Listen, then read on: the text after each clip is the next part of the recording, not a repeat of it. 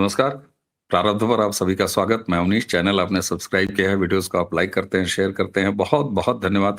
Channel के bell icon को दबा दीजिएगा, एक बार ही दबाना है, दबा के नहीं रखना है। मैंने अपने बोलने में सुधार कर लिया है, तो आपको भी सिर्फ़ एक बार दबाना है, ताकि सारे अपलोड की सूचना सीधे आपको मिले। हमारे साथ हैं मंजरी जी, आइए पहले स्वागत कर लेते हैं मंजरी जी का। मंजरी जी, बहुत-बहुत स्वागत, नमस्कार। नमस्कार, धन्यवाद।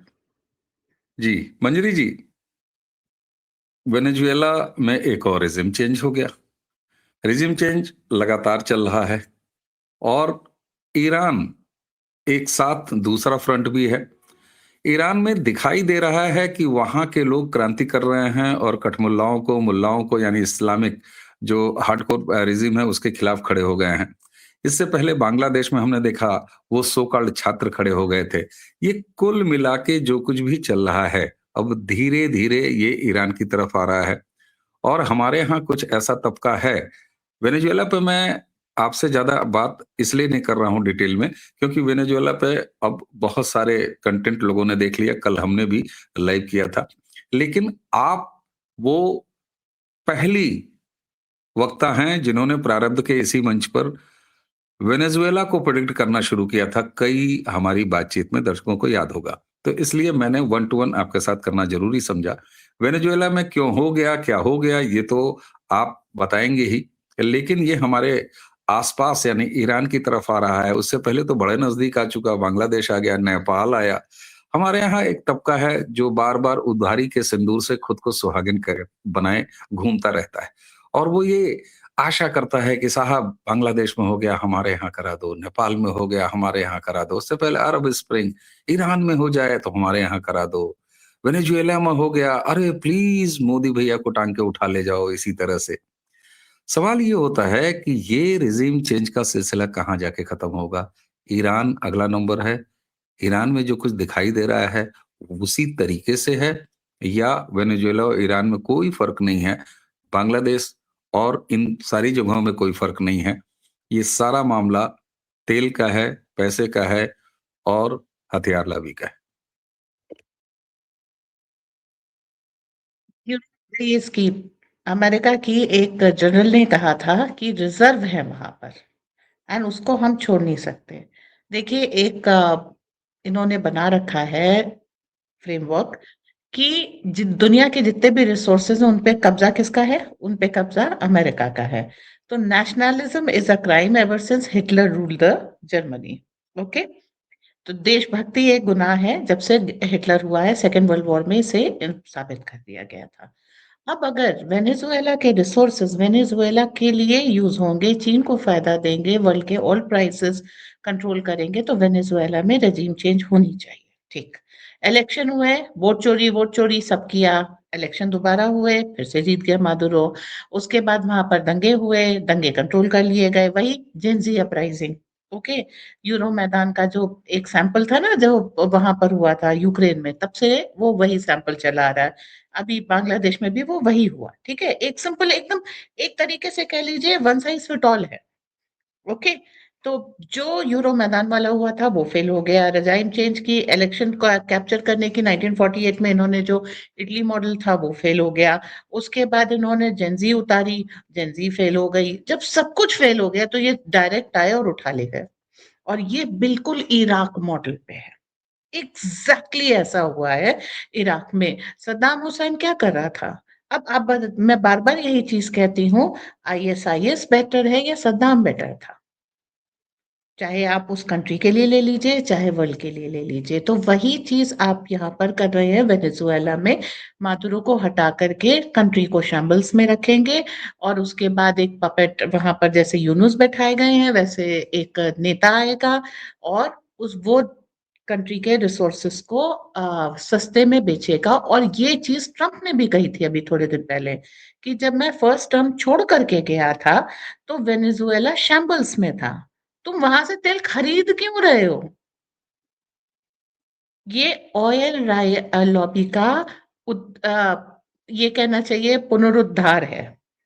आई से ऑयल माफिया राइजेस अगेन। वो इस चीज को कंट्रोल कर रहा है। आपने क्या किया? जैसे ही रशिया पे सैंक्शन लगा, आपने तेल सस्ता करना शुरू कर दिया रशिया से लेकर के। That is the crime you committed, और कुछ नहीं किया आपने। अब ये चीज अगर आप वेनेजुएला जो है सबसे बड़ा 20% रिजर्व है पूरी दुनिया का उसके पास, अगर उस चीज को कंट्रोल कर लेते हैं, ईरान को कंट्रोल कर लेते हैं, तो आप रशिया के ऑयल को कंट्रोल कर लेंगे। ईरान से निकलता है रास्ता रूस के तेल का। कैसे? जहां पर भी जब आप भारत को तेल भेजते हैं, रशिया भेजता है, तो वो वाया ईरान आता है। इसे नॉर्थ साउथ कॉरिडोर कहते हैं। ओके, इस रास्ते से तेल आता है, तो अगर आप ईरान कंट्रोल कर लेंगे तो रास्ता बंद। दूसरा आपका क्या है? चेन्नई व्लादिवोस्टॉक, उसमें जो है चाइना इस समय ताइवान के चारों ओर दबिश दे रहा है। वो जरूर कुछ ना कुछ कमीशन करेगा। वो एक आपके लिए एक तरीके से कहिए कि थोड़ा माइल्ड कॉन्फ्रंटेशन फ्रंट तैयार हो रहा है। तीसरा रास्ता है मेडिटेरेनियन होकर के, स्वेज कैनाल होकर के आए। इस पे अमेरिका का पूरा दबदबा है। आपके शिप मेडिटेरेनियन में एक पकड़ा गया था, फ्रेंच गवर्नमेंट ने पकड़ा था, हालांकि आपने 24 घंटे में छुड़ा लिया था, लेकिन ये चीज आपके लिए ऑन हो जाएगी। उन्होंने रशियन ऑयल को सैंक्शन कर रखा है। आराम से पायरेसी आपकी होगी। आपके शिप्स मेडिटेरेनियन सी में एंटर करेंगे, पकड़ लिए जाएंगे। रशिया का तेल यूरोप इस्तेमाल करेगा फ्री ऑफ कॉस्ट। तो ईरान इसलिए आपके लिए इम्पोर्टेंट है। ये आपके खित्ते में जो लोग इस चीज वर्ड को समझते हैं, ये आपके पड़ोस में ये लड़ाई आने वाली है। अब होगा क्या? इस लड़ाई को आपके पड़ोस में रशिया नहीं आने देगा, ना चाइना आने देगा। क्यों? क्योंकि फिर जो है आप पूरी दुनिया को स्ट्रैंगुलेट कर सकते हैं। देखिए, अगर आपको सुपर पावर अमेरिका के बाद कहीं मिल रही है, तो आपको ईरान झुक नहीं रहा है। एक सुपर पावर मान लूंगी मैं उससे, क्योंकि वो अमेरिका के यहाँ आगे झुक नहीं रहा है, नॉट बिकॉज इसके पास बहुत सारे वेपन्स हैं। दूसरा, रशिया, जिसने यूक्रेन में नेटो को हराया है। अमेरिका भी हार के पीछे हटा है, जीत के पीछे नहीं हटा है। तीसरा, चाइना, वो हर चप्पे चप्पे पे अमेरिका को टक्कर दे रहा है विश्व के। और चौथे हैं आप, ठीक है, भारत। वो भी चप्पे चप्पे पर टक्कर दे रहा। हाँ, हमारी पॉलिसीज बिल्कुल अलग है। तो आप पूरे इसमें आए तो 4 सुपर पावर अकेले एशिया में हैं, और एशिया के बाहर केवल एक सुपर पावर है, अमेरिका। अब एशिया के ऊपर एक इन्होंने क्या वो कर दिया कि आपको जस्टिफाई करना पड़ेगा अपने एक्शन को, क्योंकि नैरेटिव उनके हाथ में है। ओके, और वो आकर के एक झूठा वेपन ऑफ मास डिस्ट्रक्शन का इल्जाम लगा करके इराक में उतरे थे। कुछ नहीं मिला, लेकिन अमेरिका का दामन पाक साफ है। ऐसे ही ड्रग्स का इल्जाम लगा करके ये मादुरो के सामने साथ उतरे हैं, उसको उठा के ले गए। जबकि ज्यादातर ड्रग्स जो है युगादौर से जाती है। एंड सबसे बड़ी बात यह है कि अमेरिका का सीआईए ही किंग पिंग है ड्रग्स के लिए। अब इनकी यहाँ पे ये जो शेमलेस जस्टिफिकेशन है, उसको उसके ऊपर आ जाते हैं। मणिपुर की सारी लड़ाई किस बात की है? ड्रग्स की ही तो है। अफगानिस्तान में जब ड्रग्स बंद करके, पॉपी की खेती बंद करके गेहूं की खेती शुरू की गई थी, तो फ्रांस की भी चीखें निकल गई थी कि मेरे ऑपरेशंस का, मेडिकल पॉपी का क्या होगा। ओके, तो इसीलिए मणिपुर आया कि तुमने अफगानिस्तान में बंद कराई है, तो तुम अपने घर में इस लड़ाई को छेड़ लो। ओके, मादुरो के ऊपर दूसरा इल्जाम है कि वो तानाशाह है। तो अल शरा कौन है जो सीरिया में आपने बैठाया? वो तो यूएन डेजिग्नेटेड टेररिस्ट है। तो मादुरो को कुछ कहने की आपकी जो एक मॉरल जस्टिफिकेशन है, वो तो खत्म हो गया। आप तो टेररिस्ट को जब आपके हाथ लगता है तो सत्ता दे देते हैं, उसके बाद फिर पड़ जाते हैं उसको सबड्यू करने के लिए। आजकल सीरिया में यही हो रहा है। तो एक चीज अब मैं कह रही हूँ, आप आराम से देख रहे हैं, वो है मुस्लिम वर्सेस क्रिश्चियन। और इसकी शुरुआत अमेरिका ने की है। और सप्रेस जो है जिस तरीके से ये मुस्लिम वर्ल्ड को कर रहा है, ऑयल, अच्छा, ज्यादातर देखिए जहां पर तेल है वहां पर मुस्लिम रूल है। तो इस तेल को वो छोड़ नहीं सकते, क्योंकि ऑयल माफिया इनके यहाँ, जॉर्ज डब्ल्यू बुश जब बने थे तो वो ऑयल ट्रेड से आए थे, ठीक है। तो ऑयल माफिया इनका बहुत स्ट्रांग है, और दुनिया के ऑयल के प्राइसेस ये बढ़ाना चाह रहे हैं, अपनी जेबें भरना चाह रहे हैं, ताकि ये वर्ल्ड वॉर 3 की तैयारी कर सकें, और उसमें आप भांजी मार ले रहे हैं। तो अगर देखिए, रशिया की इन्होंने, रशिया यूक्रेन की लड़ाई हुई, इन्होंने रशिया की रिफाइनरीज को ब्लास्ट किया ताकि रिफाइंड ऑयल रशिया ना बेच पाए। अब रशिया की डिपेंडेंसी भारत पे बढ़ गई। ओके, वो कच्चा तेल भारत भेजेगा, जिस भी रास्ते से भेजेगा उस रास्ते में आप हैं। चाहे आप ताइवान के बहाने इसमें बैठे, चाहे आप ईरान ले लें या फिर आप सुएज कैनाल और मेडिटेरेनियन ले लें। चौथा रास्ता रशिया बना रहा है कजाकिस्तान किर्गिस्तान से होकर के, एससीओ के बीच में इन्होंने बातचीत की है सारे देशों से, लेकिन इसको बनने में 2 से 3 साल लग जाएंगे। बहुत जल्दी बना तो भी 2 डेढ़ साल तो लगेगा ही, कि आप पैचेस में हर देश अपना अपना हिस्सा बना ले। अगर आप इतना भी करते हैं तो 1.5 साल कम से कम लगेगा, युद्ध स्तर पे काम कर लें। 1.5 साल तक वर्ल्ड के प्राइसेस, पूरी वर्ल्ड की इकोनॉमी पूरी तबाह हो जाएगी। इसलिए ईरान के ऊपर ये जो कब्जा करना चाह रहे हैं, ना रशिया होने देगा, ना चाइना होने देगा।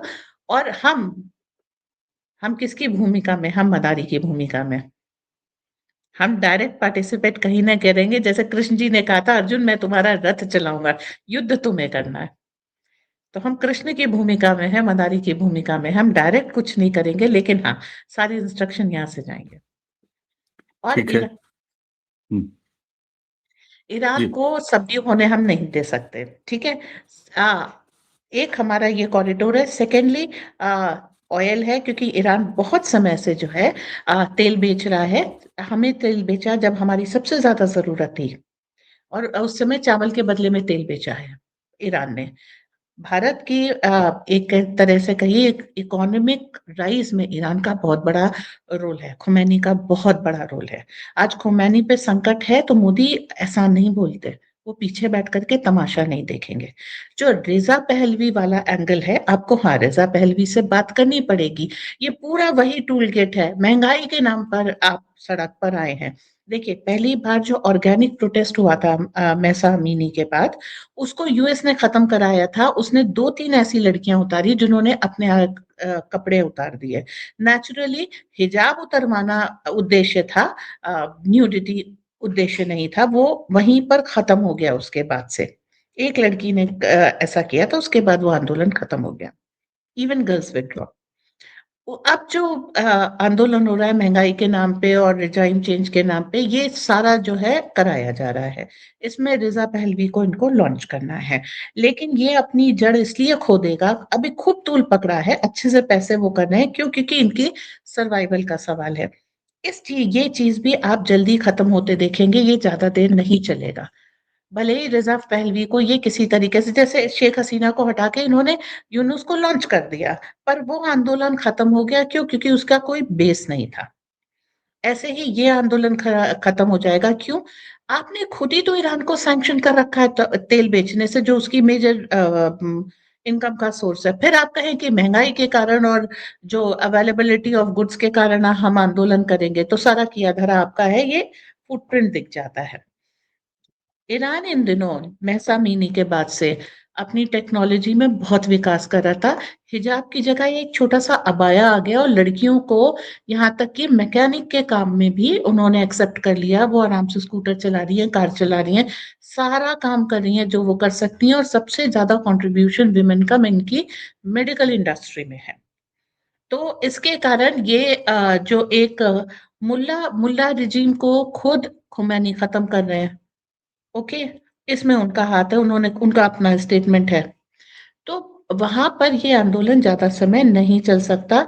ये ऑर्केस्ट्रेटेड है। रिजा पहलवी की, जैसे आप महाराज ज्ञानेंद्र कह लें, यहाँ पर रहमान कह लें, ये खालिदा जिया के बेटे, और रिजा पहलवी, ये 3 ऐसे लोग हैं जो इनकी देश में भविष्य निश्चित करेंगे।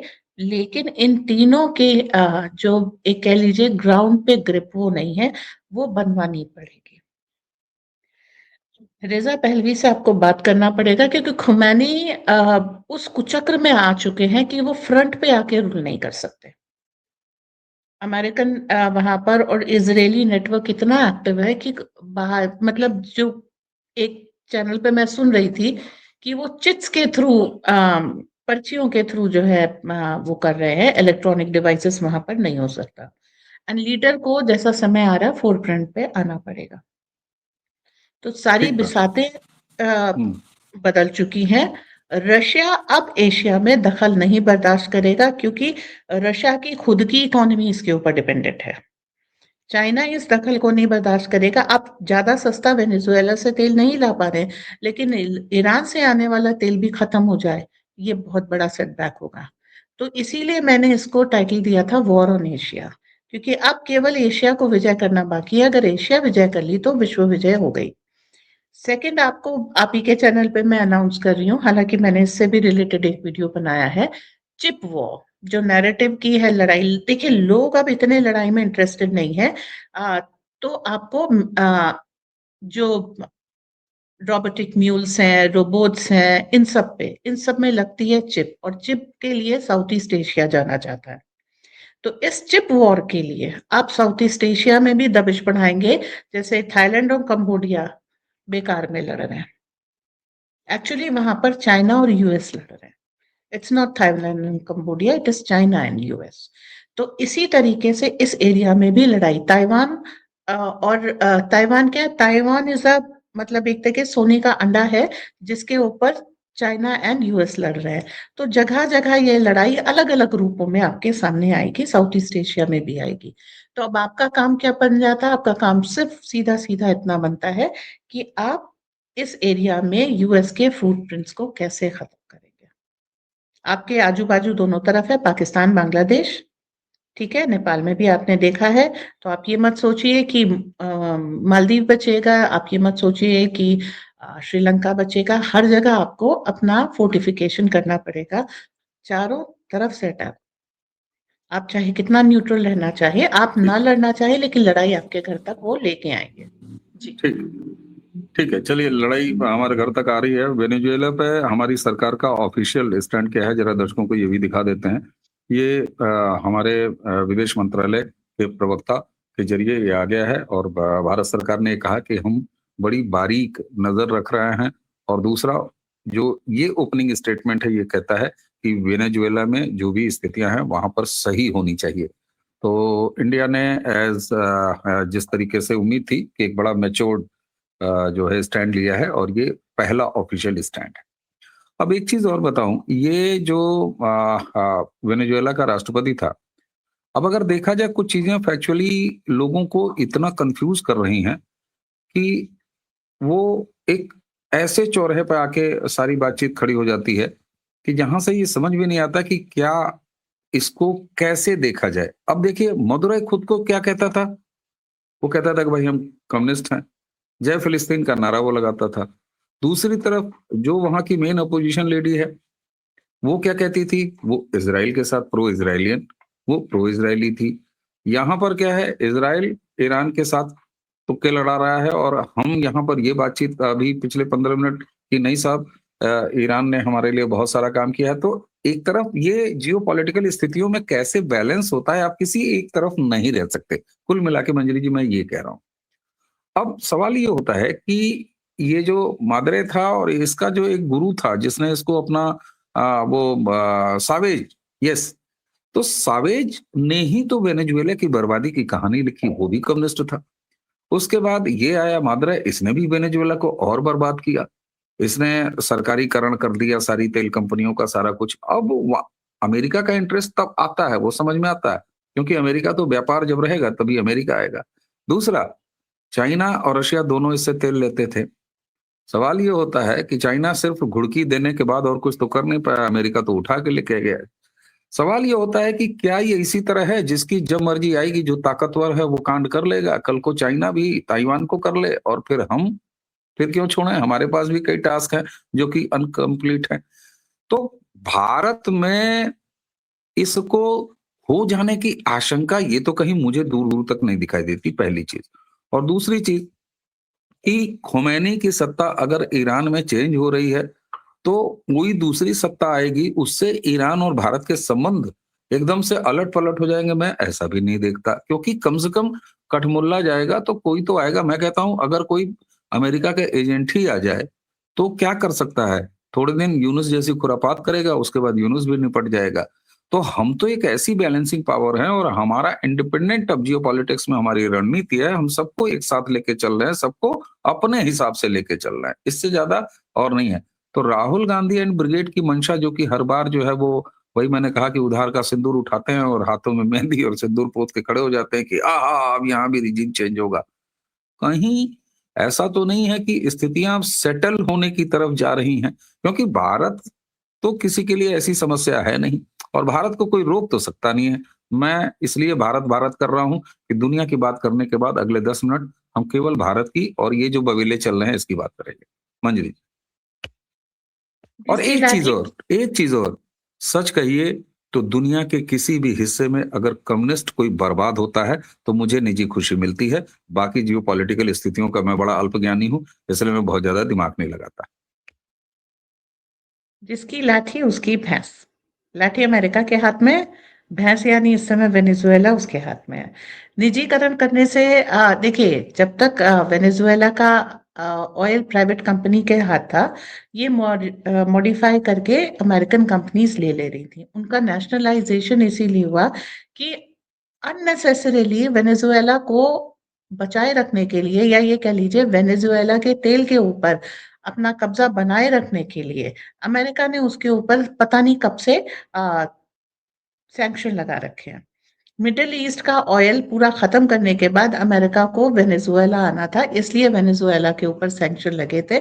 अदरवाइज उसकी कम्युनिस्ट सरकार ने ऐसा कुछ भी नहीं किया था जिससे अमेरिका आहत हो जाए। और फिर मैं आपको 1947 42 के बाद के उस विश्व के बंदरबाट पे ले चलूंगी, जहां पे एक देश अमेरिका का के लिए था जो कैपिटलिस्ट था, और जो कम्युनिस्ट था वो यूएसएसआर के पास था। अब सारी ये लड़ाई कैपिटलिज्म और कम्युनिज्म की नहीं थी, ये सारी लड़ाई यूएसएसआर और अमेरिका के बीच में थी, जो काफी हद तक खत्म हुई 1990 में, जब यूएसएसआर स्प्लिट हो गया। और उसके बाद हमने यूनिपोलर वर्ल्ड देखा और अमेरिकन हेजेमनी देखी, जिसको हम सोच रहे थे कि ये सरकारी कब्जे से निकलेगा, इसमें टैलेंट का उदय होगा और उसके बाद टैलेंट की कदर होगी। ऐसा कुछ नहीं हुआ। अब आ जाते हैं कम्युनिज्म। काफी हद तक देखिए, गद्दाफी भी कम्युनिज्म पे चल रहा था। क्या कर रहा था वो? अपने देश को बहुत अच्छी तरीके से गोल्ड बैक डिनार के ऊपर लेके आ रहा था, और जिस तरह से वो अपने लोगों को हेल्प कर रहा था वो एक अलग चीज थी। पूरा कंट्री खड़ा हो जाता। मतलब आप ये सोचिए, medical fee was not there, education was free, इलाज फ्री था, सब कुछ था। और गद्दाफी बहुत अच्छा रूलर था। उसने एक हमारे यहाँ मॉडल हुआ करती इस थी, अदिति यही गोविंद मॉडल तो करके। बर्बाद करता है, वेनेजुएला को भी बर्बाद किया इसी मॉडल ने। नहीं, अमेरिका वो ग्रीस को उसको भी, बर्बाद नहीं। ग्रीस की भी देखिए, बर्बादी देखिए सुनिए आप सुनिए, सब। यहाँ के कम्युनिज्म में एक फर्क है। वो अपने देश को बहुत डाउन ट्रॉडन कंट्रीज थी। आपको अपनी पॉपुलेशन को पढ़ा लिखा करके खड़ा करना पड़ेगा बिफोर आप उस कैपिटलिस्ट मॉडल पे शिफ्ट हो सके। आपके यहाँ पढ़ाई इतनी महंगी है, टैलेंट सीखना इतना महंगा है कि लोग पढ़ ना पाए, कुछ सीख ना पाए, कुछ बन ना पाए। आपको शुरू में कम्युनिज्म करना पड़ेगा। भारत एक बहुत बढ़िया एग्जाम्पल है कम्युनिज्म का। मैं एक्सप्लेन करती हूँ मंदिर में क्या था। हमारे मंदिर कम्युनिज्म के एग्जाम्पल थे, और उसके बाद मंदिर से हुंडी से कर्जा लेकर के लोग कैपिटलिज्म की तरफ आए। तो अगर कोई बर्बाद हो जाता था, उसे धर्म का आश्रय दिया जाता था। जो टेम्पल इकोनॉमी वो वही है। वहां पर वैद्यशाला थी, आप फ्री में इलाज करा लीजिए। आप इलाज के लिए बर्बाद होने की जरूरत नहीं है भैया, आपको बहुत तकलीफ हो रही है, ठीक है, लेकिन धन की, लक्ष्मी की मंजरी पूजा जी, आप ईमानदारी से बताऊं तो आपने मतलब कम्युनिज्म की पूरी अवधारणा को एकदम से मतलब मैं बदलते हुए देख रहा हूँ। इसलिए मुझे तो लगता है मैं इस पर 2 घंटे का एक वीडियो कर सकता हूँ। और कम्युनिज्म की अवधारणा कैसे आप कह रही हैं कि भारत को सूट कर सकती है, मतलब मैं ठीक है, मैं सूट हो कर सकता है जियो सकती है पॉलिटिकल नहीं बोल स्थितियों में रही हूँ। मैं नहीं, मैं फूट सूट कर सकती हूँ नहीं, किस तरीके से मंदिरों ने भारत को बचाया है। और उसके बाद ये कम्युनिज्म पैटर्न पे था। उसके बाद इन्होंने जब मंदिर तोड़े हैं, तभी भारत में हिंदुओं का कन्वर्जन स्टार्ट हुआ है। आप इस चीज पे 2 घंटे की बहस कर लीजिए, मैं तैयार हूँ। बट द थिंग इज कि गद्दाफी के हाथ में और वेनेजुएला, इन सब कंट्रीज के हाथ में ये था कि अगर ये अपने नागरिकों को पढ़ाएंगी नहीं, उनको कौशल नहीं सिखाएंगी, तो फ्यूचर जनरेशन संभालने के लिए वो टैलेंट तैयार नहीं होगा। और विदेश से पढ़ के आया हुआ टैलेंट कभी अपने देश के लिए अच्छा नहीं होता। ये आपने बहुत बार अपने ही देश में देख लिया है। तो कहीं ना कहीं कम्युनिज्म अवधारणा ही विदेशी है, वो भारत के लिए कैसे सूट कर सकती जी है फिर नहीं, अगर? कम्युनिज्म की अवधारणा आपके मंदिरों से निकली है, और वहां तक जब तक ये हमारे मंदिर में थी तब तक बैलेंस थी। वसुधैव कुटुंबकम भारत है, ग्लोबलिज्म उसका ऑपोजिट है, लेकिन वो विदेशी है। ग्लोबल विलेज की जो अवधारणा है वो विदेशी है, और वो बिल्कुल उसके ऑपोजिट है। तो जो इन्होंने चीजें ली हैं वो ली हमसे है, हाँ उसको तोड़ मरोड़ दिया है, ये बात अलग है। हमारे यहाँ ये हक नहीं था। जरूरत के समय इस्तेमाल कीजिए और उसके बाद आप अपने श्रम से समाज को वापस दीजिए। जब तक ये हमारा वाला मॉडल था तब तक सब कुछ बैलेंस में था।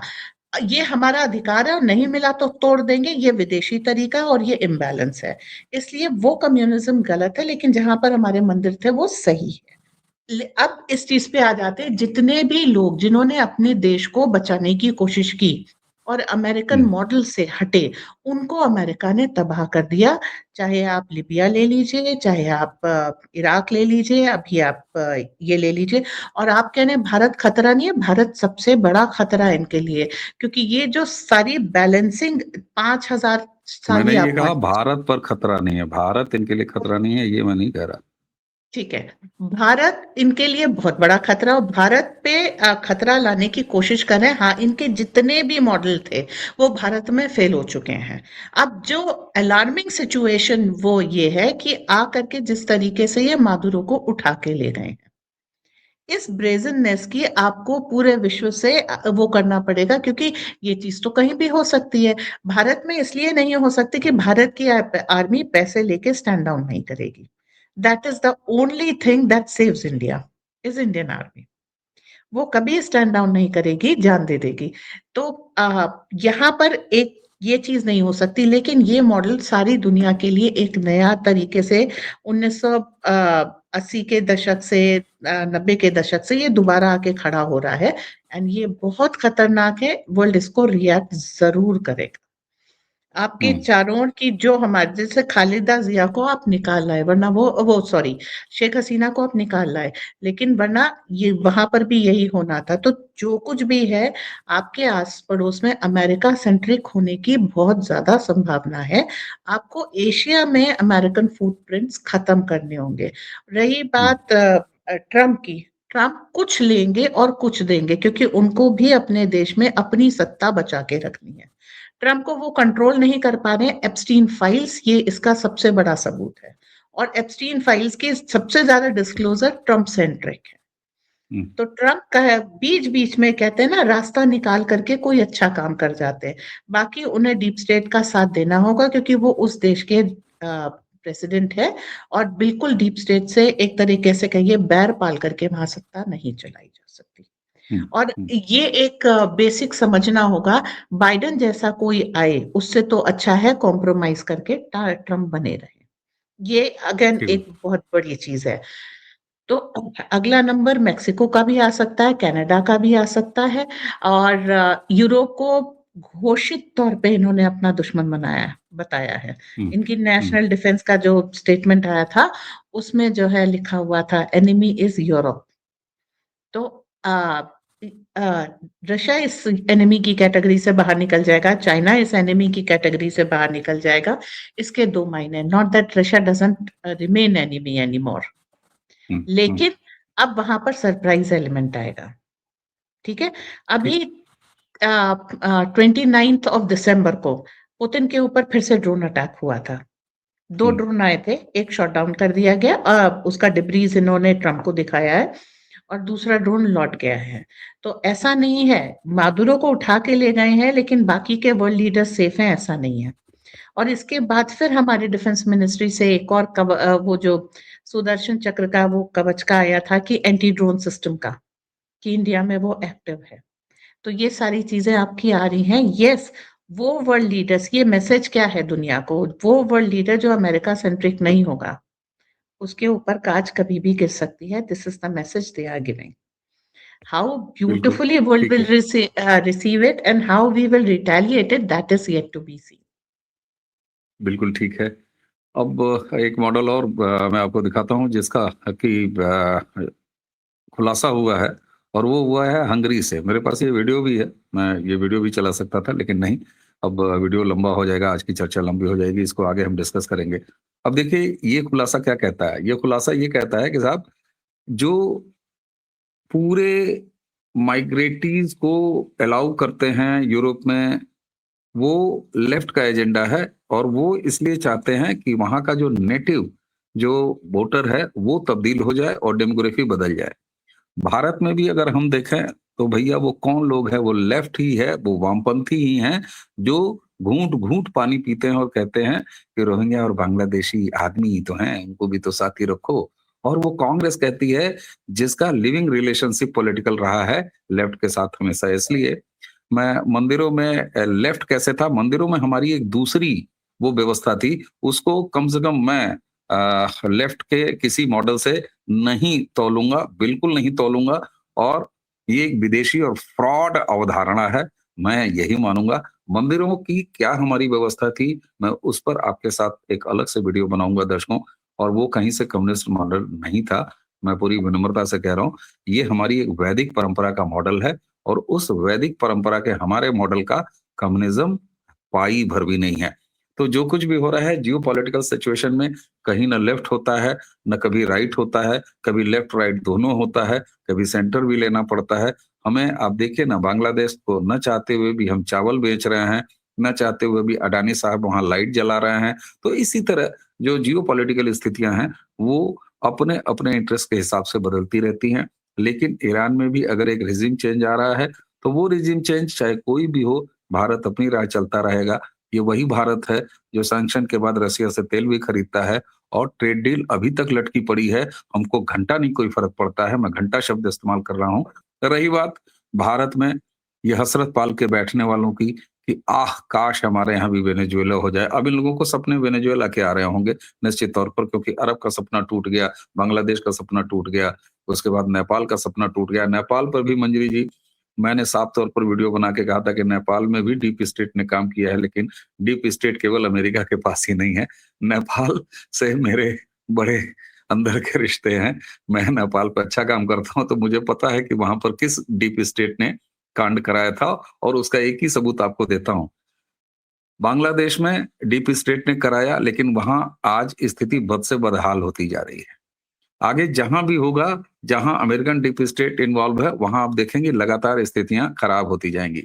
नेपाल में उस हिंसक क्रांति के बाद कुछ घंटे वो चली, उसके बाद नेपाल बिल्कुल स्मूथ है, अपने ट्रैक पे है। आगे आने वाले 5 मार्च को वहां पर चुनाव होंगे और 6 मार्च को मैं एक वीडियो बना के तब बताऊंगा कि नेपाल में दरअसल किस डीप स्टेट ने अपना काम किया है। ऐसा नहीं है कि भारत के पास सॉरी हम किसी दूसरे के मामले में दखल नहीं देते। मैं बस इतना कहता हूँ।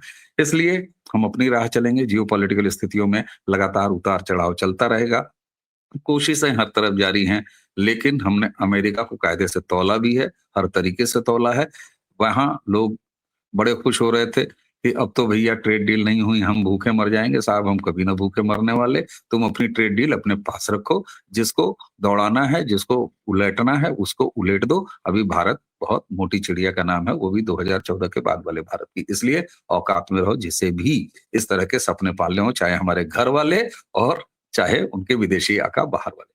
मंजरी जी, आपने हमें समय दिया और वादा रहा कि हमारे सनातन मंदिर व्यवस्था और कथित फ्रॉड अवधारणा कम्युनिस्ट पर हमारी आपकी एक गरमा-गरम बहस और एक लंबी चर्चा बाकी है, इसको हम बहुत जल्द लेके आएँगे। तो दर्शकों, आज की चर्चा अब यहीं समाप्त करते हैं। आशा है चैनल को आपने लगातार सब्सक्राइब किया। अगर बिना सब्सक्राइब किए हुए आप वीडियो देख रहे हैं तो आप सच बताऊं पाप कर रहे हैं। ऐसा पाप बिल्कुल मत करिए। सब्सक्राइब तुरंत कर लीजिए। वीडियोस को लाइक करिए, शेयर कीजिए और बेल आइकन को सिर्फ एक बार दबाना है। दबा के मत रखिए, मैंने अपना वो करेक्ट कर लिया मामला। तो एक बार आपको दबाना है ताकि आपको हर नोटिफिकेशन मिलती रहे अपलोड की। मंजरी जी के चैनल न्यूज़होलिक को भी आप इसी तरह से स्नेह देते रहिए जैसे आप प्रारब्ध को देते हैं। तो आज की चर्चा यहीं समाप्त। मुझे और मंजरी जी दोनों को आज्ञा दीजिए। नमस्कार, प्रणाम, जय जय श्री राम।